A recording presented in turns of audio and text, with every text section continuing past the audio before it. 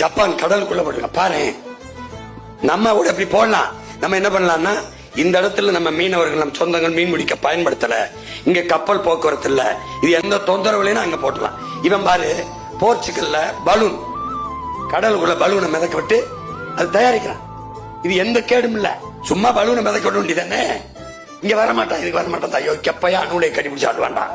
இங்க வர, இங்க வர கடலுக்குள்ள இது மின்சார உற்பத்தி செய்தா தம்பி. அலை போற வேகத்துக்கு அசைஞ்சு அசைஞ்சு மின்சாரத்தை ப்ரொடியூஸ் பண்ணுது.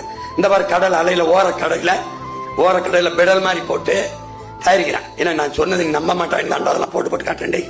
நம்பட அப்பவாது இந்த வர ஒவ்வொரு ஃபுட் ஸ்டெப்லையும் தயாரிக்கிறான். இங்க பாரு, இவர தயாரிக்கிறான், மின்சாரம் தயாரிக்கிறான்டா.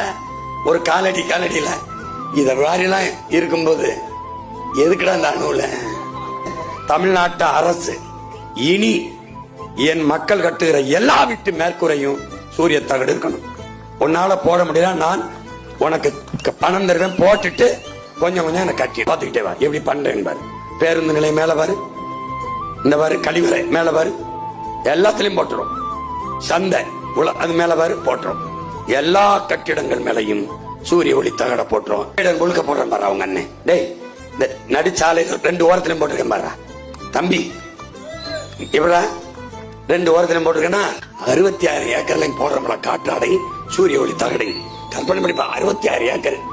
ஒரு வய வேலை இல்லைன்னு சொல்லக்கூடாது, போய் அங்க வேலை செய்யும். இந்த ராதாபுரத்துல எங்க தண்ணி விழுந்தாலும் அந்த இடத்துக்கு ஓடியாந்தோன்னு அந்த தண்ணியை உள்ள விடுறா. ஒரு வார காலத்திற்குள் பயன்பாட்டுக்கு அந்த தண்ணியை கொண்டு வந்து இந்த மாதிரி சுழற்சியில மின்சாரத்தை தயாரிச்சு என்ன பண்ணுவேன், அந்த இடத்துக்கு தேவையான மின்சாரத்தை கொடுத்துருவேன்.